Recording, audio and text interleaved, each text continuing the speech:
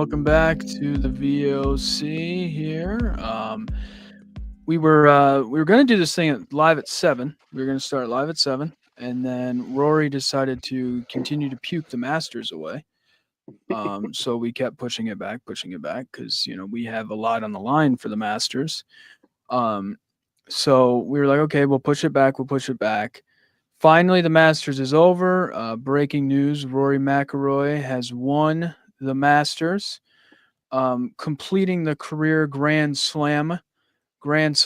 I think the sixth player in the Yep. history of golf to do that, which is crazy. Looking at the numbers, it was funny because it was like 30s, 60s, 2000 with Tiger, and then 25. It's like it's taking that long, and I as somebody you really like for an athlete like Rory, like we really grew up with him. Mhm. Like I think Tiger, we grew up with him, but I think until we saw him win in 19, it was always like the bad memories, so to speak, of Tiger. Like my other memory of Tiger was when he won the Players, when like he made Sergio hit it in the water like 3 times before he won in 19, right? But it was like you have that, but to see somebody like that you've watched, he came on the scene, was strong, winning those 4 majors. I think in his second Masters, in 2011 he like had the lead and then he plundered. So it's like he's always there, and then all these other guys come along. It's Jordan Spieth has his day, Justin Thomas has his day, Brooks Koepka comes on and wins 5, and Scotty Scheffler's come on, John Rahm. So and he's had to endure all that, and I talked about it last week. Is he would have had the streak if he wouldn't have won a major, that he was going to have a gap just as long as Tiger did, but he won. You could see the emotion when he finally won it, because it wasn't only like I finally won a major, but it was like I can now come back to this place. I can go to the champions dinner. I can do all these things that everybody's probably been razzing him about for how many ever years. He finally completes it, gets that 5th major as well. So it was great to watch. It was one of those. I mean, I know we kept texting each other because it was one of those like nobody wanted to win at one point. It felt like. That was my exact point. Was when I was right. I think when Rory had that double bogey, I'm like, yep, no one wants to win the Masters this year. And it was just there's so many things you could think you could like come out of this moment with, but the drama at this course in this moment, it doesn't get much better. Even if this is the only golf tournament you watch all year, or you only watch the majors, which is actually mostly what I do. I'm not sitting there on a Thursday watching, the Arnold Palmer Invitational, right? But you tune in your one time this year at the course that gets all the spotlight, is made for this moment, made every year for this one tournament, to have the goods and the bads. Because this was not just Rory comes in with the lead and he keeps it alive. At times he's nosediving, he loses the lead, he regains the lead, he takes a bigger lead and jumps so many different places. And at so many different moments, you could have had the, yep, this is his, no problem, to, oh my God, he's going to blow it again. Oh my God, he's going to lose that 4-shot lead like he did in 11. Or when he misses the first putt on 18 to then force the playoff, you go, oh my God, he was right there. On the CBS graphic in the corner, it says career Grand Slam, the elusive career Grand Slam, right? 6 guys in history in this historical sport that has taken so many iterations. He misses the putt, right? And then in return, plays the same hole, plays a guy who lost the last time he was in this situation, Justin Rose, a playoff similar situation. He's lost that. So Justin Rose could sit here and say, I remember when I was right here in this exact same moment. It's my time to win. No. Rory McIlroy hits a beautiful second shot, puts it within 3 feet, and we get a moment that, at least in modern Masters history, is going to be remembered, for so many because of that emotion. I don't think Jim Nantz talked for 5 minutes. He didn't need to. That was fantastic. It's pure cinema. This is sports at its best. And we are rewarded with a piece of history from a guy you talked about, Caleb, that felt like Tiger. We didn't grow up with him. But when Rory came on the scene, it was like is this the guy who's going to challenge Tiger Woods? Right? He's the Nike guy. He was the young athlete. He was the young golfer. And then obviously his career hasn't gone to those highs, but he's had these moments. So to see him now etched in the same book as the guy who he was supposed to be almost the next generation of is fantastic. And you can't do anything but feel great for him in this moment. Wow. A lot of fun. Yeah, no, I mean, it was really fun. I mean, it was one of those where it, it felt weird, and because I was watching it with my parents, and when he missed the putt on 18 in regulation, I was like, but if you notice, every hole today where he's done terrible on, he's always came back that next hole and bounced back and done something great. Putting the ball into the water at 13. They basically said that he just hit it off the toe too much and he missed it by 25 yards, which is they were saying probably the worst shot in his career. And then he comes into 15 and that shot to get on the green to have that eagle opportunity. I mean, that was a hell of a shot. Not only just to hit it, but he had to hook it. It was like probably like a 200-yard shot, but based off the way he had to hook, he probably hit that thing 220 yards. And you could just tell, but he was just there, the shots that he had. And it was one of those things where you kept saying to yourself, or I said to myself, if he doesn't win this thing, like it is like his day. Like Bryson hits the ball into the water, his ball somehow stays up on 11. And it's just like he has to win this thing. And, Justin Rose played great all weekend. Led Except after for the day first 3. round. Yeah, except for Except day for day three. 3. Led after the first round, led after the second round. He blames bad putting. That's what he said for his third round, bad putting, and then he heated up again today. But it was there for people to take it. Nobody took it. I think that's probably the second biggest story right after Rory wins it is that tournament was there for the taking. You think about all the great players. Scotty Scheffler didn't play great in the final round. It was there for him. Ludwig, it was there. He was tied for the lead at one point, and then he bogeyed and then double bogeyed and triple bogeyed, I think. It was just one of those things. But Rory stayed the course. You can tell he's grown up. Like you can tell he's 35 years old playing golf now because it's like the emotions and the ups and downs don't really get to him as much as it once did. He's more cool, calm, and he's collective. And I don't know. It's great for not only golf, but it's one of those things I think for sports in general where it helps to have this big moment at the biggest place. I mean, that was one of the more memorable Masters I can remember in a very long time. Um, but he gets it done and he, completes it, the career grand slam, and just the emotion that is on his face. It was great TV. I mean, it was very reminiscent of 2019 when Tiger won, when you're like, it was much different though, because when Tiger finally was chasing and got the lead, it was like, okay, he's not going to lose it. Rory was like, when's he going to lose it next? Like, just these moments, the ups and downs. But that's golf too. I mean, that's golf. And then you give him a second chance on 18. When you give a pro a second chance, they're not going to mess it up.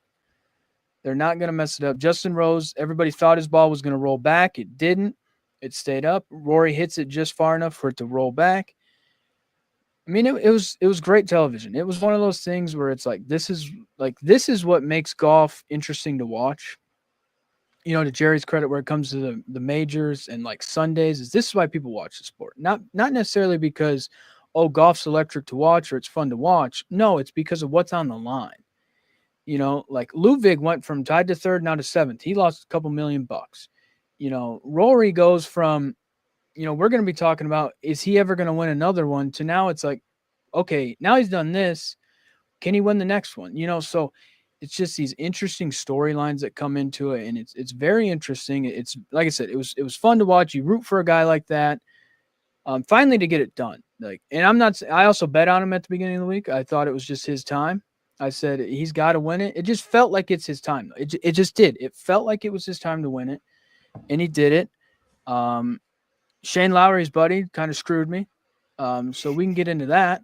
So we had our bet going for the Masters team. I will say, I basically pulled what Rory was going to pull if he wouldn't have ended up winning a choke job, not by my doing, but the team's doing more than anything else. So we picked our 4 golfers last week. I also had the third pick. I'm not trying to have excuses here, but I also had the third pick. Luck of the draw, dude. I tried to do some wild cards. Well, it was fine until it killed me. I had 3 guys in the top 10 to start the day, and I ended up with 1 guy in the top 10. So going off of totals here, the lowest number, Trevor, ended up being the winner of this. He had Rory, Xander Schauffele, John Rahm, Justin Thomas. He came in with a score of 59. Yeah. Golf clap for that. Congratulations. Wow. Thank you. Sub Thank you. 60. It wasn't looking very good Saturday or Friday, but we got it done. The boys got it done. Jerry also texted everybody early in the day and was like, "Hey, I'm gonna lose." And Oh, I'm like, dude, I was like, Jerry, dude, there's a lot of golf left, man. I was All right. like, let's calm down here. Like, I need to figure out, and I'm like, oh, okay, whatever. So I did it, even though I knew I shouldn't have done it. We get the wheel spun, we figure it out, and then it's like my team just collapses. Just an all-timer, like Hindenburg collapsion. Jerry C ended up with 83 points. Scotty was 4th. DeChambeau was 5th. Matsuyama shot the worst thing ever yesterday, and then he like lights on fire. He finished 21. Brooks missed the cut at 53. Didn't matter for Jerry. No, it didn't. It didn't. There was a moment I was staring down like 100, and I'm like, oh yeah, this is not great. No. Because there's really for everyone watching here, for a majority of this tournament, it was kind of like Caleb lead, solid lead, multi-point lead. He's fine with all, like you said, 3 guys in the top 10, and it's like me and Trevor just battling out for who's going to throw up.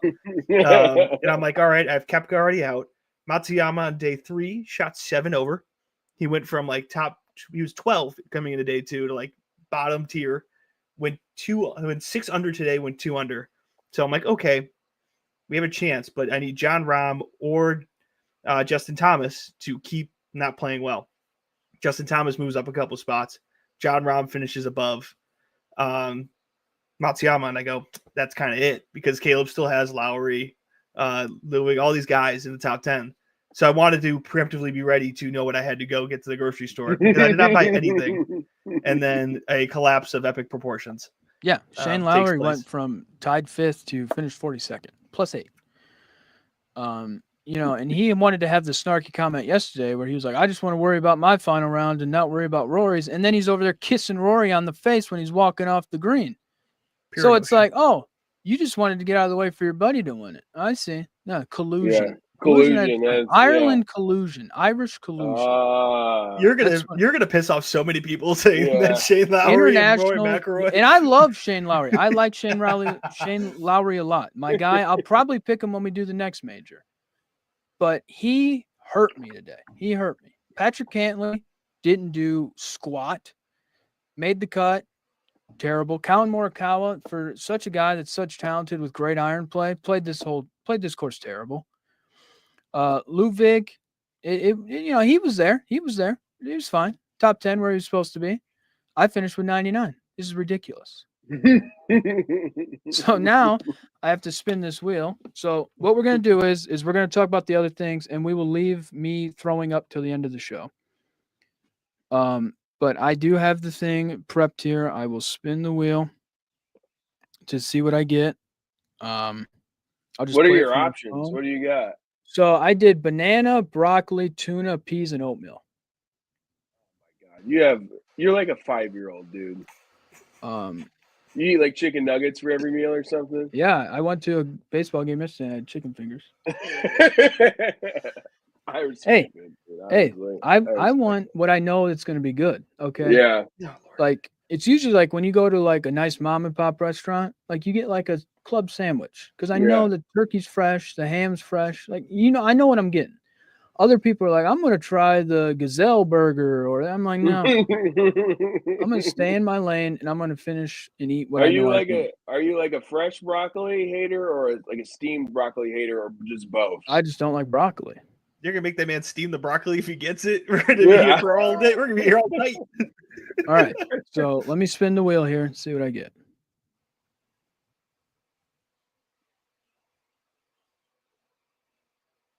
This is great audio.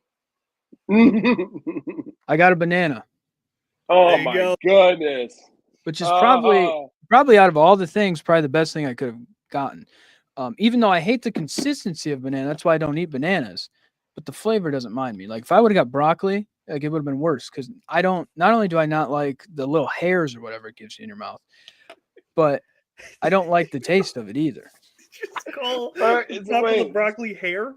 Like what's the thing that comes off of it? It's not hair. It comes off of the broccoli? Yeah, like it's stuck in your teeth. Of the broccoli. Like, yeah. You gotta eat. Oh, I don't know. Actually, I don't know what that's called. So, if you would have gotten oatmeal, like, what was the plan? You were gonna make up some oatmeal real quick, or? Yeah, I would have. What flavor were you gonna go with? Probably just original. What is? I don't know. The cinnamon, isn't that like a? Yeah, brown cinnamon is good. Yeah. Cinnamon fire. Yeah, I mean, I prefer brown cinnamon Pop-Tart, but that wasn't an option. Now, was it? Yeah. No. So no, I will be eating this banana at the end. I don't even know if this is a ripe banana. It looks pretty It's green. green. Yeah, That's it's green. Yeah. It's a green banana, dude. So I don't know anything about bananas. I don't think it's gonna go well. I I may can't use believe it. you had that on set ready to go. That I feels may. like it's scripted. That's Yeah, I feel like for I'm on real. He was SNL. like, "Oh I no, banana." I may use this to call Shane Lowry and voice my opinion. International rates still apply, just so you know. Well, I'm sure that he doesn't have that. So, he's over in the U.S. all the time, blah, blah, blah, blah, blah. So, no, congrats to Roy McIlroy completing the career Grand Slam, winning the Masters, sixth all time, gets into that rare form. Now, my thing is like, okay, I think he's going to win more than one major now. Like, I think this year, I think he got this monkey off his back a little bit. I think he's going to be charged up. I think he's going to be ready to go. Um, So that's just what my thoughts moving forward. This is how I think. It's like, oh, great, you did this, but like, what's next, man? Like, I want to see more.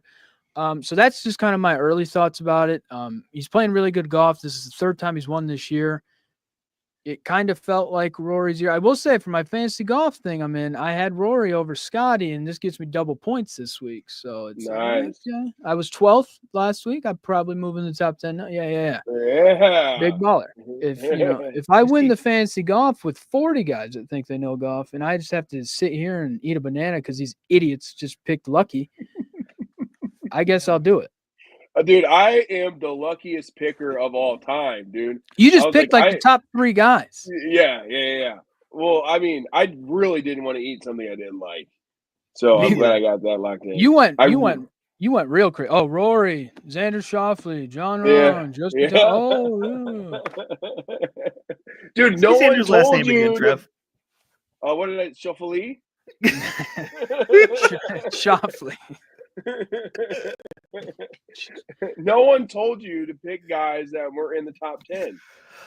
I was going off the board. I zig when everybody else zags. Yeah, that's true. That's what I do. That's true. I don't go with the status quo. Okay? Yeah, you'll eat a banana while I drink an azalea. There you go. Well, I will scarf down. Do I have to eat the whole banana? Yes. I feel like you're the leader of this podcast. You got to get that. You got to get that choice. To eat the bologna. Oh, you have to eat the banana. You have to eat the entire banana. It's gonna be rough too. That thing's green, bro. Yeah, this is. It actually might help the texture a little bit though, because it'll be a little bit more firm because it's like not fully. Are you like lacking potassium or something? Like you are so afraid of bananas, dude. I'm worried about your potassium levels. Not a big fan of banana. Oh man. So I will eat the banana at the end of the show. We will dive into our other topics throughout the week here. I think we'll start with Florida. They beat Houston. I wrote it as the Gators hunt down the Cougars, which is basically what they did. It was one of those games that it was ugly. It was one of the uglier games I can remember in a long, like shooting, ugly. Both teams stunk it up. Houston was in control of the game for majority of the game. It was just one of those games where you kind of felt like, okay, Florida's got a chance, but Houston's going to control it. They're going to finish it out. They turned the ball over, I think, on their last 4 possessions every time. From a team that was so great in situations against like Purdue, Duke, it caught up to them. They kind of choked a little bit. The moment got to them is what I think happened. You have a guy in Sharp who is maybe the best pump faker I've ever seen in my life. Like, that's what that guy does. Like, Duke, when he made that big shot, he pump fakes, shoots a 3. He jumps instead of pump faking. Like, you got to know the guy's going to come up and guard you. Because my problem is, if he would have pump faked and got a shot off, he probably makes the shot. Like, that's how good of a shooter he is. But we don't even get that. We don't even get to watch that as fans. It was ugly. Florida wins their 3rd national title in their history. And, yeah, I mean, it changes kind of the trajectory, I'd say, of the way college basketball is looked at from the SEC perspective. It's kind of been, middle-tier conference. They were superior this year. And they end up having a team win it all. And that probably helped them in the end of the day. Yeah, it was. I feel like Houston in that last possession was too smart. They tried to do too much. And one of the things you talked about, Kayla, was how good Houston was situationally in these very important moments. Well, that play blew up. that last play. That's how Sharp gets contested so heavily. Was there's a missed screen so that Florida guy gets through, but also it's a complex play for like 10 plus seconds left. Sometimes less is more. But also when Emmanuel Sharp jumps up instead of pump faking, he's trying to box people out, and that's wasting time. That's one thing they don't have. And what really kind of where I think they got a little too smart is at a certain point, if you're Emmanuel Sharp, you touch the ball. And you're going to go, why? Well, time is your biggest enemy. Yeah, you get a chance to stop the ball in the inbound play. Or if they get the ball in, foul them, you're down 3. Now you go for an OT, but you already know the play is blown up. You cannot get that. But he's trying to hold out and stop and maybe let his teammate get the ball. You're hoping that everybody else exactly knows what's going on in this insane, intense moment where also things are breaking down. So it was so smart by Emmanuel Sharp. It was almost too smart. And he lets all that clock run down. In Florida, it was a very anticlimactic and kind of sad way for all this to go down. But at a certain point, I'm sitting there, I'm going like, you got to touch the ball. Stop the clock. And that hurt them more. Florida kind of sped up Houston, which was my thing the whole time, which is no one speeds up Houston. Duke didn't even speed up Houston when they were up 14. And they were taking these quick threes, shooting with 20 plus seconds off the shot clock, which for some teams that's normal. For Florida, they would do that in parts of the game. No problem. For Houston, if you're shooting before 20 seconds, it was a layup. So it was very weird to kind of see when they finally had everything. It had overcome so many different moments to get to this comfortable lead, this solid spot where they haven't been for in a lot of their close games. They were on the other end of that. For them to throw it away was even more surprising with these graduate seniors, guys who've been playing 5-6 years of basketball. For Florida, you get to say now, this was the big headline this year, right? The SEC is so good. They have all these great teams. Are they going to live up to the hype? So to watch a Florida team who was the SEC championship, winner, go all the way through and make this comeback really does solidify all that talk. Will it be guaranteed that Florida is good next year? Who knows? This is part of also the ongoing storylines of college basketball is maybe Florida will be fine, but half the SEC is in the transfer portal looking for different guys from different programs. So there's a lot to look forward to in terms of next year. But what a big tournament and title win. The same year Billy Donovan gets introduced into the Hall of Fame or introduced into the Hall of Fame. They go on and win their 3rd title, bringing on this new era for Florida Gators basketball. But you all know deep down, their fans would rather have a 10-win football season, which is the craziest part. It's like every SEC school, though, Jerry, because it just means more. It just means more, unless you're Vanderbilt. Then they care about grades. Hey, somebody's got to somebody's got to hold you guys accountable down there in the set country, okay? Yeah, that's why we got Texas and Oklahoma. Yeah, well, you know what? Bigger brands, bigger money, and it just means more. Okay, just means more. No, I the other thing too is there's 2 things. Florida played great defense the last 5 minutes, probably the best defense they probably played all year, and I think that hurt Houston a little bit. And then I'm not trying to sit here and tell Calvin Sampson how to coach because he's forgotten more basketball than I know, but I didn't understand calling the timeout before advancing the ball across half court.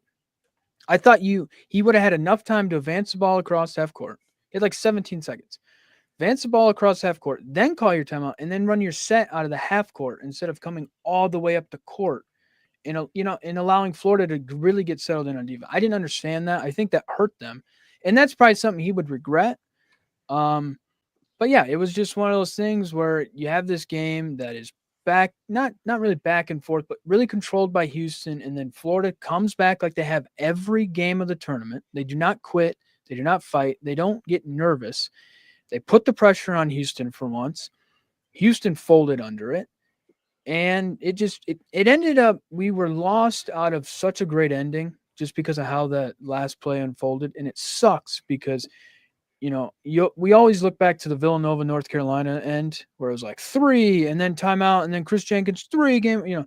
We were just, as fans, it sucked to have a very good tournament where you have the best teams to not have that moment. But to Florida, just credit, it was really good. Clayton he didn't have the best game, but he was out there making plays. He made the last play defensively. And I mean, I was glad it was close. I was fine with that. I didn't want to blow out. I thought it could have been a blowout, but it wasn't. It was good. And I don't know, it was a good tournament overall. Didn't have a problem with it. I'll leave you guys. I think the last couple games are good. Sorry. No, you're good, Trevor. Go, Trevor. Oh, I was just saying the last 3 games we had, the final 4 games and then the championship.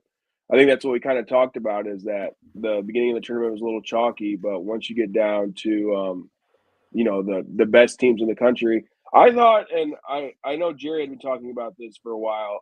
Houston like controlling the ball and slowing things down, and that's the biggest thing I noticed in the national championship is just how fast their offense seemed to be moving, which was kind of weird. They kind of lost their identity in the biggest game of the year. So I was very impressed with this tournament. Maybe not so much at the beginning, but that's what happens when the beginning's kind of boring. The end's usually pretty good. I will leave you guys with some trivia. So Todd Golden becomes one of the youngest coaches to win a NCAA national title. The youngest coach is still Jimmy Valvano of the one and only NC State Wolfpack. Wow. Who did Jimmy V beat? They beat Houston. And how did they beat him? It was they chucked up a terrible deep three, air ball, grabbed the rebound, laid it in. Yeah, Houston has lost in the championship game, probably the 2 of the worst that you could lose. True heartbreak. True Houston heartbreak. Like the deep 3 air ball, or was it even a 3 at the time? I don't even know. I don't even know if deep shot. Either way, yeah, I think it was a 3 technically. But it was that long ago. But air ball the shot, don't box out, get the layup, or not be able to get a shot off and stand there and look like idiots. 2 terrible ways to win it. It's probably a program that may never win a national title. They just don't have that luck. Like that's where I'm going to go with it. But I will say it'll take Houston 3 to 4 years, and they're going to be back in this Final Four again. That's how they build their program up that way. Like they're still going to be good, but they're not going to be as good. Give them 2 to 3, 4 years when their guys are developed and older, and we're going to be talking about Houston again. Will I probably pick them to win ever again? Probably not. And then they probably will. But also Jerry hopped on the bandwagon and screwed me. That's exactly what it was. You know what? I'm just a curse. This show may be my grudge day show. That's fine. I get it. Shane Lowry, Gerald Hopkins. Bananas. Yeah, not scarfed down a banana. Terrible. All right, we'll move on to a coach that no longer has a job. The Nuggets fire Michael Malone. This trend in the NBA where it feels like head coaching doesn't matter, even though head coaching is in my opinion, it's very valuable. But in the NBA, they don't seem to care. He won the title in 2023 with them. He's been there for 10 years. He was one of the longer tenured coaches in the NBA. There was less than a week to go in the season. Had problems, I guess, with the GM is kind of where it's surfacing that him and the GM were butting heads. So the ownership group and the Cronkies, who also own the Avalanche and the Los Angeles Rams, to give people some context, they also own the Nuggets. They just said, screw it. If both of you guys can agree, we think it's better off for the team right now just to cut you loose. I would have kept him to at least the end of the year because you never know when you have a guy like Jokic, an experienced coach like him. He's a good coach, winningest coach in their history. But they can him. This is wacky. This is what the NBA does. I know Jerry brought it up that this is also the second firing of a playoff team in the last couple of weeks. But the NBA is probably the biggest major sport where they don't care about coaching. And it's crazy to think that, but that's just how the NBA rolls. It was a very weird time to clean house. I think that was what stood out to a lot of people. The tensions between GM Calvin Booth and Mike Malone were well documented. Mike Malone and this team kind of proves that they have not made a ton of great moves ever since they won that championship. They've kind of either stayed the same or gotten a little worse. And at the same time, defensively, they are terrible. This is a bad defensive team that is wasting away a triple-double season from Nikola Jokic. That's what he's averaging right now. Let me hear. I have the numbers here. He's averaging almost 30 points, 12 boards, and 10 assists. And they are the 4th seed right now in the NBA playoffs. That is insane. But it's interesting because also Mike Malone, like we have here on this title, he's won a title there. He is the winningest coach in their franchise history. But he's well regarded as one of the best coaches in the NBA. And yes, coaching can only get you so far when you have such great talent and so many talented players in the league. But going into a time where coaching really does matter, having a great play can separate a game or two in the playoffs. We just talked about college basketball. Houston looks like a totally different team if they don't win the Purdue game by a great call by a coach. that also comes down in the NBA. Yes, you have more talent. Yes, you have better guys. Look at what happened with the Lakers before they got Luka with Darvin Ham and JJ Redick, right? Like there is realistic ways you can see that even if you don't change your roster so much in the NBA, good coaching does matter. Mike Malone wasn't necessarily loved all the time. He's a little bit of a jerk by some people's standards, and he's been that way, but he wins. And that was kind of always the line he towed. But to do it now is shocking because you don't know how many more years you're going to get with the type of core that they have, with a superstar like Nikola Jokic, like with a great second piece in Jamal Murray, Michael Porter Jr., who's a very good scorer, right? Granted, they can't play defense for anything, but they can score 150 on a given night. So for a team that 2 years ago was celebrating in the streets is now firing the guy that led them there while still having a winning record and also taking the GM, that it is a really weird time to clean house. And if I'm a Denver fan, I don't feel good because who are you going to walk into that you could say, yeah, that's better than Mike Malone? That's a tough thing to answer off the immediate. And now you're having to have that question face you while you're trying to win in the playoffs. Yikes. You get that spark. That's what they're hoping for. You get the spark. But honestly, though, I think in the NBA, I don't think they care about a head coach. I think, honestly, I think there's a lot of players in the NBA, and I think probably a lot of people running the teams in the NBA, that to them, in today's NBA, coaching doesn't matter. The non-positionless basketball and the way they do it, they don't care. Some teams go that way and some teams don't. It's interesting is you have these teams that build up these young cores and these coaches. Mike Malone, great example. They build it up in Denver, right? The only coach that some of these guys have ever had, you build it up, you get it to a championship, and then the first chance where it looks a little rocky, you get rid of it and you move course and you change it up, and instead of continuing to grow and mold, and there in like there may not be a coach in the NBA to win more than one title probably in some recent, like in the next runs. Like that's just honestly how it's going. Like you don't get that chance. I think like what is it, like 4 of the last 6 guys that have won titles fired? Like I think so, yeah. so I Or think very that's close. just the NBA is just one of those sports nowadays where they just coaching to them is obsolete.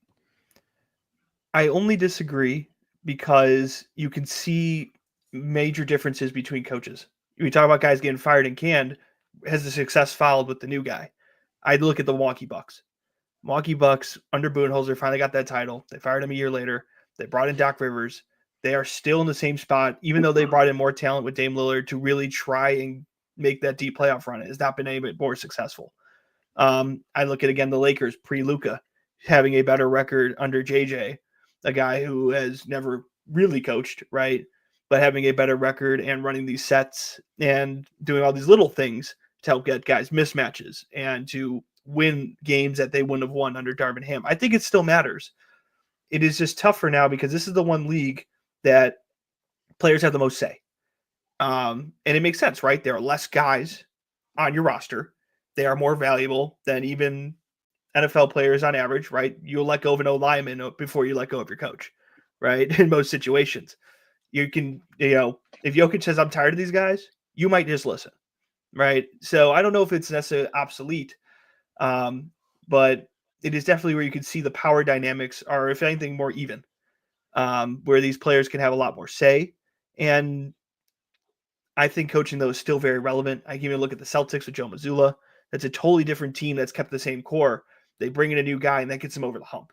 So I don't want to necessarily go for the, oh, no, coaches don't matter in the NBA.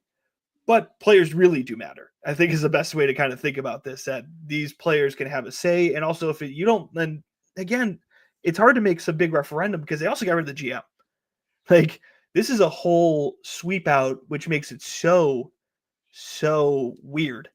And that's what I found fascinating because it doesn't matter if they win a round or two, unless they win a title.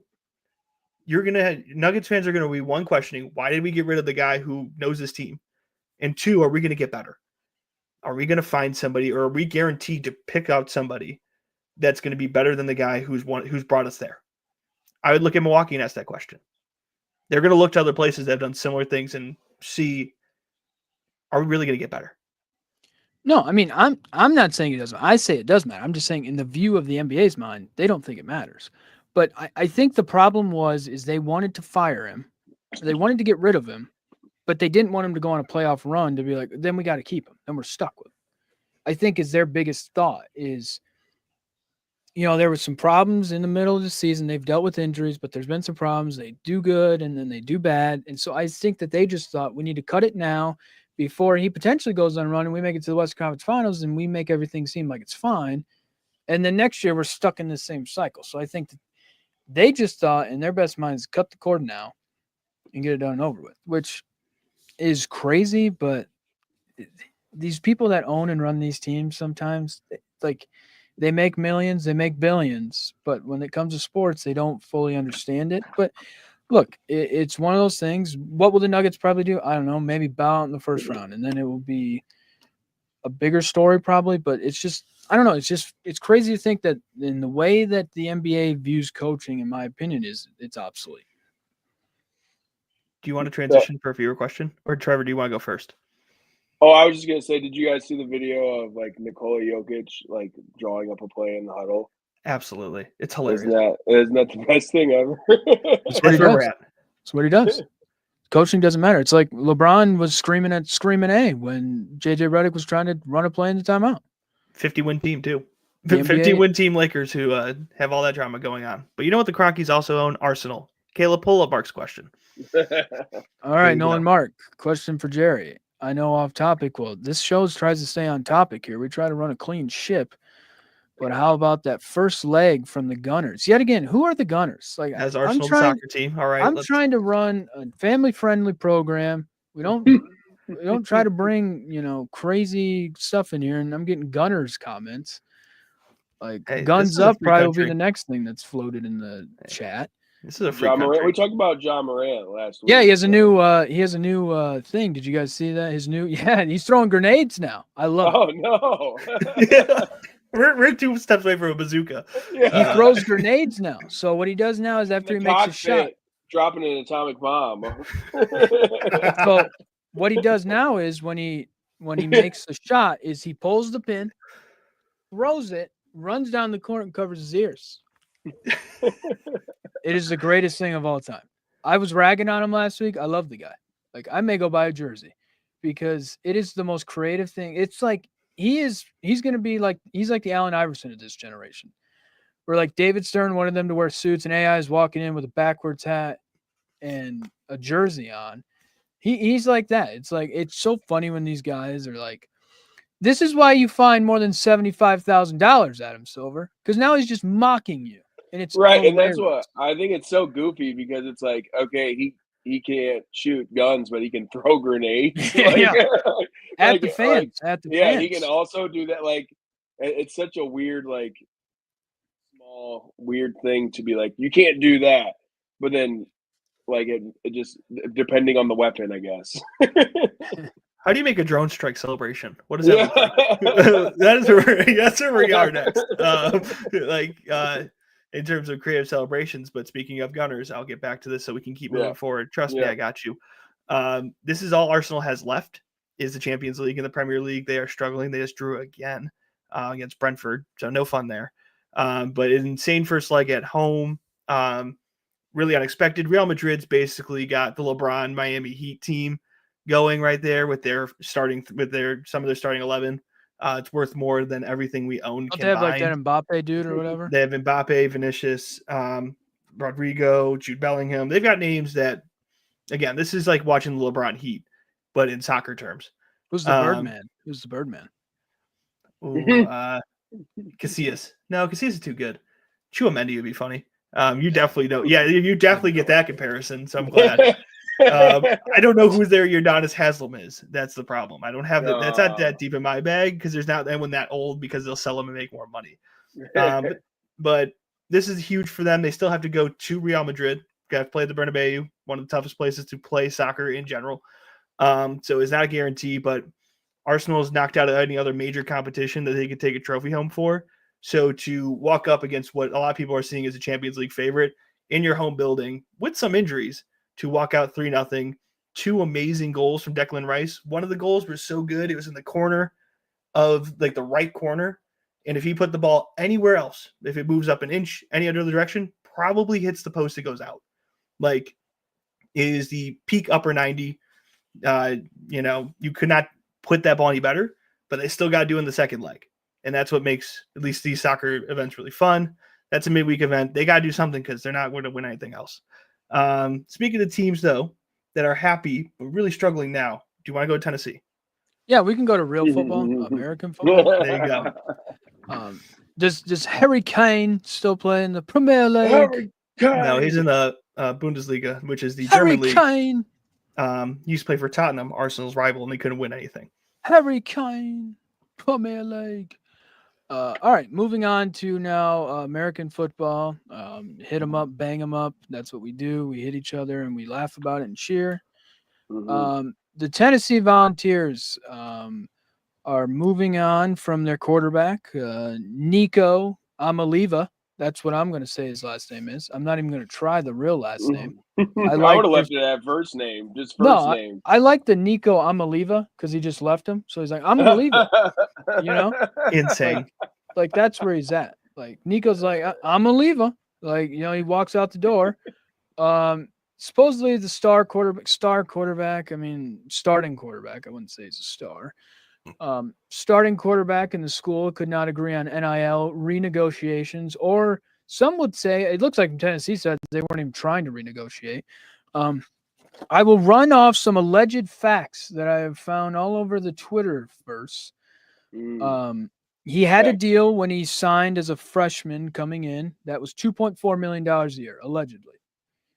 He wanted that up to $4 million, allegedly. I'm not trying to get sued. He did not show up for practice on Friday, which was before their spring game. That's not alleged. That's a fact. He did a holdout. He held out and he found out that Tennessee was not playing around. And so the other thing is this, some people were saying this all hit the fan. Dan Lanning, Oregon's coach, supposedly called Josh Heupel, Tennessee's coach, allegedly, and said, hey, your quarterback's like shopping himself around town. And some say that he's been doing it since December, looking for potential new deals. I'm assuming he was trying to get his value to then go back to Tennessee. Not necessarily that he wanted to leave Tennessee, but hey, agents, what could I get out there in the open market? And I think Carson Beck to go to Georgia got like $4 million, 4.5. Bryce Underwood, the Michigan kid who everybody's going goo gaga crazy about, got like $20 million over 4 years, which is like $4 to $5 million. He hasn't even played a snap.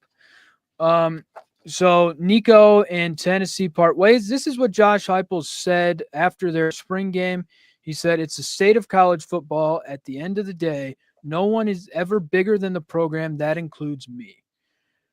So look, Tennessee stuck to their guns and said, hey, we're not going to pay you $4 million. We think you're good enough on the deal that we gave you.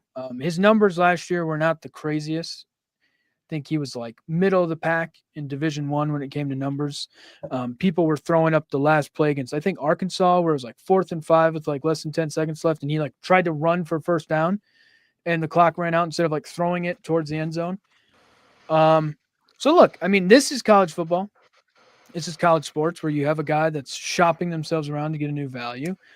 Their parameters, I think, need to be in place. But honestly, I'm going to say this. You have a lot of these coaches that cry about this kind of stuff, but they don't really want it either because then they could stop doing what they do.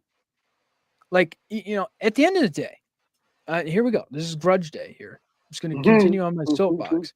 These coaches, every time they do an interview talking about NIL, like, man, this needs to be fixed. We need to fix it. We need to change it. I believe some guys, probably 60% of the guys, yes, they really do want change and they want parameters. You got the other 40 that they don't want any rules. They want to be able to, hey, Nico, we'll give you $6 million to come here. So when some of them say, oh, we need rules and we cry about it. Well, they cry about we need rules and then they go do the same thing. So I don't want to hear it. I think it was good for both sides. I think, they both stuck to their guns. Nico's like, I want more money. Someone's going to pay him in the transfer portal. I don't know who it's going to be, but someone's going to pay him. He was a 5-star coming out. And Tennessee said, we're not going to play this game. We're trying to set a precedent for this program. We gave you a deal at 2.4. we think you're kind of at that same level where we thought we were going to be at. I'm sure if he would have been like Heisman finalist, they probably would have had no problem paying $4 million. But you stick it, the numbers that you're at, you didn't play good in the playoff game. So yeah, I mean, look, this is college football, but I don't want to hear some of these people complain about we need these changes, blah, blah, blah, blah, blah. But they're fine with the way this happens. That's just my opinion. Trev, I've gone first for everything else. You fire off. I feel bad. I cut you off like every time. No, you're good. No, I kind of agree. This is just kind of the state of college sports, to where it's, you don't have guys that come there for 4 years and they're like the staples of, these universities for so long. You see guys kind of shop themselves around, and there's not a whole lot of loyalty. And I think that college football used to be kind of where like men were molded, and you showed these things like being loyal or being accountable and all these things. And now it's become a business, which it always was a business. That's why the NIL stuff is happening, is because these universities were already making millions and millions of dollars off of these athletes in the first place. Now we have athletes who are directly involved in this money making. It's kind of caused a hectic scene in college sports. But if I don't think there's any other way to like really fix this. I think as long as there's money to be made in college sports, guys are going to leave. Guys are going to go find their best contracts, because at the end of the day, it is for them. They need to do the best thing for them. But I do miss the days of like, same quarterback for 4 years, sad when he leaves, all that stuff. But unfortunately, we're probably going to see less and less of that. I look at these situations and I always get more and more frustrated with the NCAA. There's one organization that had a chance to, I don't want to say limit this, but could have put so many more parameters on it and never did. When we talk about NIL, name, image, and likeness, right? The real goal of a lot of people who pushed for NIL to get passed through and to have this happen was for the star-studded players, think your Cooper Flag of basketball, pick whoever your favorite player is for football, like a Jalen Milroe or Quinn Ewers, to be in the Dr. Pepper commercial, right? These guys who have big names, big brands, to take advantage of that and not be left on the sidelines of millions of dollars from actual opportunities they can make from who they were. It was to give us NCAA football back. That's what I was going to say. And it's truly on top of that, right? And think about it. This is not just NCAA football. NCAA football came back with players in it, and everyone got a little cut, right? It wasn't wide receiver number 3, Mizzou. It was Luther Burden, right? So you had this come back and you were waiting for years on this, because there was a case in California which spurred all of this to happen, that was going to basically force the NCAA to do this. And then right before that decision, they're like, all right, fine, you can have NIL. There's ways there could have been rules in place here that this doesn't turn into which boosters are crazy enough to pay this guy enough. Because one thing you're going to realize when Josh Heupel has these statements, one thing he can't say is it's because of NIL. He's not supposed to know. These deals were not supposed to be, because these are supposed to be separate from the university. They're not. They might technically be on paper. If you look at the paper trail, which we'll never get, right? These guys are not getting paid by the University of Tennessee. They're getting paid by a booster group, or whatever, the volunteer club or whatever, that is not technically affiliated with the university in no way, shape, or form. It makes this mess even harder, because it's not Josh Heupel and Nico in the same room trying to figure out a deal. Nor should it be. It doesn't have to be. But there was no rules in place on how this would look. And then they wonder why they say, like, the college football media, the NCAA itself is like, oh my God, how does this happen? Well, you put no rules on it, and then you just let the thing that you knew was going on. They caught multiple teams cheating, multiple teams in the SEC, Ole Miss, right, doing this thing, and they just let it happen over the surface. And it's like, oh my God, how is this a problem? Is Nico worth $4 million? Probably not, right? But you're getting stuck in this really weird spot where it's like, I'm not a fan of Josh Heupel necessarily as a Mizzou guy. He's a former Mizzou player and all this, or former coach for a year, all that. What is he going to do? He technically can't know about this negotiation. If he does, he then is in violation of the NCAA. He gets slapped with something, right? All this happens when he can't look, and it determines his team. There's so many better ways this could happen, but we are stuck in this middle ground because there's no rules in place, and you're just letting these things happen as they go. And it doesn't have to be that way, but we started this way, and you can't bring that genie back in the bottle. So now this is a headline, and a deserved headline, because a mid-tier SEC freshman wanted $4 million to play quarterback. That's crazy. But it could have looked so much different if there were just rules in place. And it doesn't have to be insane rules, but some type of rule in place. It's also the first time this has happened too, right? Like, it's the first time where a school and a player are like, we can't agree on negotiations, so we're just going to let you walk. What about Jalen Rashada? We're going to I'd call argue you. Jalen Rashada at Florida, that freshman QB that ended up Well, at Arizona State. he got screwed is what happened in that, because he was told, I'm going to get this amount of money. There's no contract. There's no contracts in any of this. And when he got to Florida, they're like, oh, we don't have it. And then he was like, what? So there is something, but I think another thing that people don't understand is, and this is why it's so weird and why as like a fan, it's tough when you have a team to like, when a guy commits as a junior out of high school, they're not necessarily committing to that school all the time because they love that school, as they're committing. So then they can start getting NIL money. It's kind of how that works, as far as I understand it. That's a Missouri law. You are absolutely correct. So seniors in Missouri can do that. If they commit to an in-state school, they can make NIL their senior year of high school. Yes. So you have a lot of these kids that commit early to then get this money, and then it's like, then they end up going somewhere else. Like, what? It's because they were like, okay, we like this school now. We'll commit. We start getting some money, and we'll change. Look, to have the NCAA make rules and change, that's never going to happen. They don't want to deal with it because at the end of the day, these schools don't want to view players as employees, even though they've been employees for the last 150, 200 years. These schools are the way that they are because of their football programs, because of their basketball programs. They hate to say that, but it's a fact. Like, you don't sit here and try to tell me you're proper and you're great and, we can't be all about football. No, you are. At the end of the day, people know you because of that. I think, I'm not trying to sit here and say I have some rules to fix it, but you guys can tell me. I think these things, if we kind of had them, would make it better. You can make me the commish. I don't care. I'll take the heat. I'm about to eat a banana, even though I don't want to do it. So I do things I don't want to do. I think year-to-year contracts, you get one free transfer. You get another transfer if your coach leaves for another job, so it opens up a transfer for you, or if your program gets under sanctions, then it opens up another transfer. But you get one free transfer. You're limited to one. And then I think there needs to be a buyout for the player.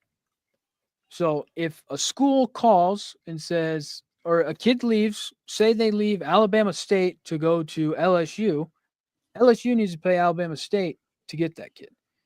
I think that it wouldn't stop it, but I think it would some of these things would slow it down and maybe neutralize it a little bit. And I think if you do that, I'm not saying you have to like handcuff everybody, but just neutralize it a little bit, it would work. I don't hate them. But all the problem with Caleb, these are great ideas that don't stem from the fact that the universities are not supposed to be involved. To have that happen, you would need to have them be. To be though. That is the final hurdle here to limit this. And the other problem will be, whenever they are employees, then you have to start following Title IX rules, which will then definitely limit payment structure in terms of like, you can't offer Nico $2.4 million and the girls' soccer team gets like $5, right? Like, there's going to have to be some equal in payments and stuff like that. You have the house settlement coming down, which will also definitely really change this. This is all that money. Because I trust them to fix it. Well, that settlement is already taken place. That's going to happen. It's not going to change necessarily, but it will make things look different because you're paying a bunch of student athletes who are now pros or in different spots that could have made money from their schools. So that's going to get real weird really quick. It's already very weird. But the problem is you never started with rules. So now everything that happens before that is a consequence of that. Now, yeah, like you said, Caleb, I don't think the NCAA is going to step in. They probably shouldn't. They will lose in court because they let everything happen, and then they're going to try to limit that. That will get their butts whooped in court because they keep getting their butt whooped in court because their argument's been amateurism, which all the courts are now like, well, that's stupid, right? Neyland Stadium fits over 100,000 people in it, and you're telling me that Nico can't make $5 from the school? You can't get a lunch from Josh Heupel? Like, that's the thing. That's where all the courts are getting lunch anytime soon. Well, maybe it's in a McDonald's bag. That's a real pull for those. I'm all about bringing back Bagmen. I think that's a real, for all all my God, what was the former coach's name? Jeremy Pruitt fans out there. I'm all about the Bagmen. It needs to happen. Or like when teams would lock guys into like churches to have a guy sign with them. That's happened. I'm all about it. Thanks, Hugh Freeze. But like that needs to happen. Bring back the Bagmen, okay? It's just like we don't have rules now, so we're gonna keep going through these weird, awkward situations where you're going to ask, like, is Nico worth $4 million? Probably not. It was good on the Tennessee booster core and friends to say he's not worth $4 million. But now Josh Heupel's got to figure out what he's going to do at quarterback. He probably has some idea, right? He's not going to go in blind, right? He has no direct control over this. Like, if he talks money and that goes through, right, he's probably fired or sanctioned by the NCAA. So it's so messy and it doesn't need to be. And that's going to cause, this is not going to be the last time. We're going to have more situations like this at different schools. It'll happen in the Big 10. It will happen in the Big 12. It will happen in the Pac-12, whatever that looks like, right? Pick your conference at some scale, right? Think the UNLV quarterback, Saluka, with all that problem, with all those problems. Yeah, he got right? screwed too. This is going to keep happening until there is some type of agreement for them to be employees. And the other thing is they can't collectively bargain with that in mind too, because they're not all employees. Granted, collective bargaining would be even harder because how do you have the Vanderbilt offensive tackle backup and Nico in the same like union? Probably doesn't work, but there are so many problems that could have been fixed if the NCAA didn't wait until the last moment to allow this stuff to go through and instead thought of a comprehensive plan that didn't turn it into into bagmen but public, because that's kind of what we're at. Yeah, it's a mess that will probably never be fixed, and they call on politicians to fix these problems, and they don't care. Pickers got them. And yeah, those guys don't care. Like they don't care. This is low on the totem pole, and there's some of them that probably look at they're getting something, so who cares? But I think at the end of the day, it's like with anything. There's some people that don't want this fixed. They don't want rules, so they're not going to push for it either. They'll complain and say, "Oh, we don't want these rules. You know, we need them, but they don't want them." But this story is just interesting because it's been going on for months. Nobody knew about it. Of all the insiders in college football, nobody knew about this until right before it happened. So his agents are pretty damn good, I will say. I may hire him when I get big time after eating this banana, but it's just this is college football. This is where we're at, and it's not going to change anytime soon. So buckle up. And the days of bagmen are gone. But you know what the day of today is? Caleb eating a banana, which I okay. What was the last time you ate a banana? I was probably a kid. Wow, that's mind blowing. I do not like bananas. It's just not a thing that I like. I have one here. I will not. Do you know how to open a banana? Yeah, it's not that hard, right? I mean, let's find out. Nope, this is where, like CBS, we're just not going to talk. We're going to let Caleb go. This is from Guatemala. It's like it's too new. It's like still hard to open up. This is gonna be disgusting. Boy. Is it much? Are there any brown spots on it? No, probably not. At the top there.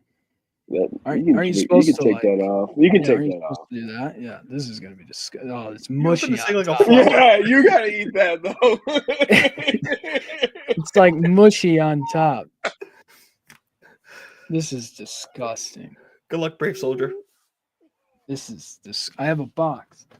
I have a deodorant box that I'll throw up in if I need to. What are like the odds that you yak right now? It's probably a high chance. Really? Oh my god. Oh, chew, yummy potassium. No. Not that bad. It's not. You can do it.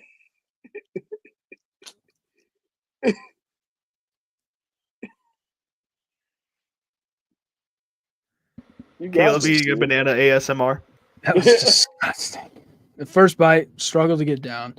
I don't think I can eat the whole thing. My mouth is now like disgusting. You got this. Yeah, boy. Maybe I think he's gonna start to like bananas. No, there's no way. This is gross. Caleb's learning all the foods. This is blowing my mind. This man hates potassium so much. My mouth is like dry. Yeah, that happened a little bit. All right, you got another half there. You said on the table. That's I not ate the whole banana. I don't know what you're talking about. Whoa, what happened to the banana? no. You volunteered to eat the whole banana. This is on you, dog. It's like trying to put it down is the worst part. Don't you have water by you? Drink some water. Come on, let's be an adult here. I was waiting to get the first half done, and hoping that was going to be the end of it. Banana. I don't know how people eat these things. This is disgusting. Dude, and also I can eat a banana in probably 10 seconds. It's really not that bad. I don't like bananas. There's a big difference. If you ate something you didn't like, you would struggle with it too.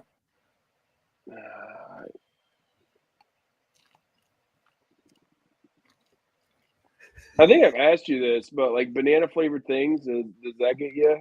The flavor is not the problem. It's the texture. It's the consistency of trying to eat it. Yeah. It's like putting down mush. This is so gross, dude. It's not even funny. Thank you, Rory. I'm me and Jerry were gonna have to like actually eat something disgusting. For me, it's just gross. I was ready to I was about to buy some black olives. Yeah, I was thinking the same thing. Black olives. I hate black olives. I had tuna on my list, and I got bananas. Tuna? Yeah. I had tuna on my list and said I got a fruit. It's just what I heard. I don't know how people do this every day. Now the flavor's starting to get to me, and it's like not good. Yeah. Yeah. Golf clap. There you go. Golf clap for the Masters Week. The tradition unlike any other. Caleb's struggling with a banana. We're so proud of you. I like Fear Factor. Awesome. Yeah, you got show. Yeah, you could be tonguing it.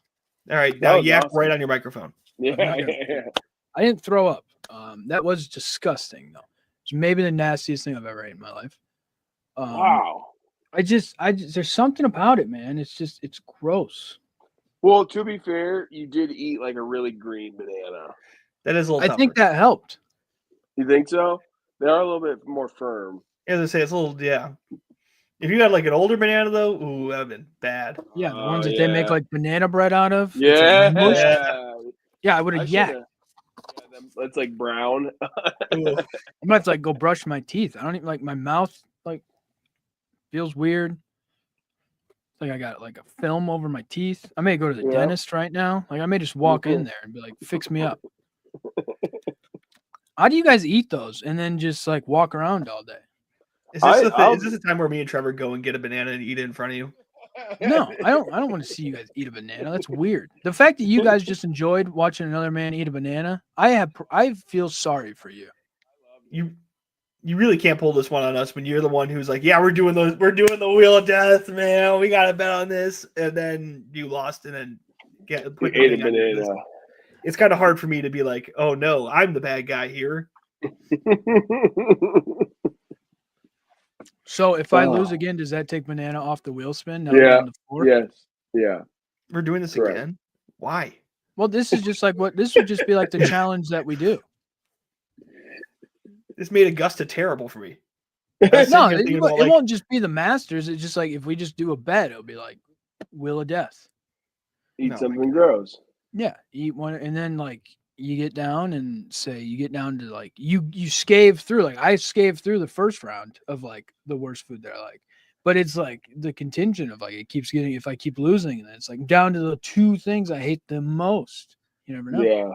Well, and then we could also just add like universally disgusting things on here. We could. But yeah, like they have some pretty disgusting things, like that fermented fish. Have you ever seen that? Oh, God. What? From like Greenland, yeah, they like. Oh yeah, because I want something from over there. Yeah, there's probably so much of a tariff on that thing right now. I'm not buying it if I lose. Maybe that's the challenge. You have to buy it because it's so high. Track the Amazon order from. But also, Jerry, I don't want to hear about it. You're ripping on me because I got a banana. You had black licorice on your list. That ain't that bad. Licorice. It's candy. Terrible. It's a little tarry. Okay. Other than that, it's licorice. You're gonna rip me for eating a fruit. You're like, oh, this guy got a fruit. You got candy on yours. Bro, you literally ate. It's a banana, dog. You're acting to me like we gave you the thing of death, and it's not even that it tastes bad. You don't like the consistency. That's crazy. I didn't end up liking the flavor at the end of it. No, this is not. I'm not entertaining this. Licorice worse than what is wrong with you people? It's candy. I had a really hard time coming up with stuff I didn't like black olives. I don't like them, but like I could eat a black olive.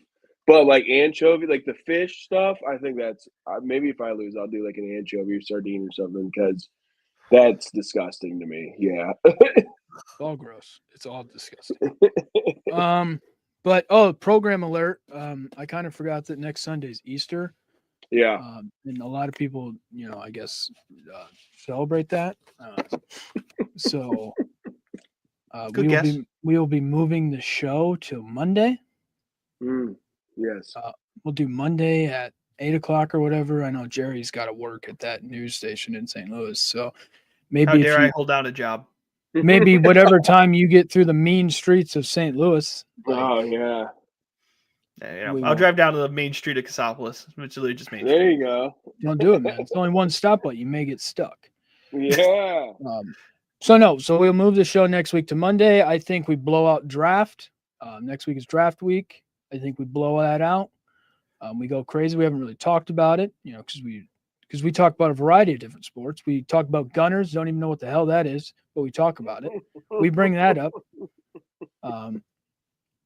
So we will continue on the array of different sports and different topics. I think next week, football. Still try to figure out if we'll do something for the draft. I may be traveling during the draft, so maybe one of you guys will have to be the hub for that show, and I can be off location traveling. Whoa. Just don't let anyone break in if you're actually traveling like we did a couple weeks ago. Well, I hope a car traveling down the road, no one breaks into it. If that's the problem, then I'm going to have to call the Avengers or something if some guy's breaking into an 80-mile-an-hour car. Like, what are you the talking B streets about? of Cassopolis, wherever you're going, man. Crazy things happen. No, I'm going up north in Michigan, the UP. That's where I'm going. Mean Crime streets haven, up there. UP. Yeah. Yeah, there's bears. Yeah. Kale's getting broken in by a bear. If a bear breaks into a car moving 85 miles an hour, I want that bear to be the starting defense tackle for the Chicago Bears. I will make it a thing. But with that being said, I ate a banana. It was the most disgusting thing I've ever had to do in my life. It was pretty gross. I didn't throw up, which I'm proud of myself for not throwing up. I'm proud of you too. Yeah. But it was very, very disgusting. I lost the first bet that we had on the channel. Coke Bear. Coke Bear. Whoa. Yeah. Wasn't that based off a true story? Yeah, it was. A coked up bear. He was ripping people up. No, some people like it. Some people hate it, They introduced crack into his neighborhood. Rory McIlroy may be on some tonight after his big win. You think so? Georgia. You never know. But that's going to do it unless you guys have anything else to say, because you guys are just sitting here laughing the last 20 minutes. I do have one more thing to say. Shout out to the Western Michigan University men's hockey team. Yeah, they did win. I currently go to. They won the national championship for men's hockey.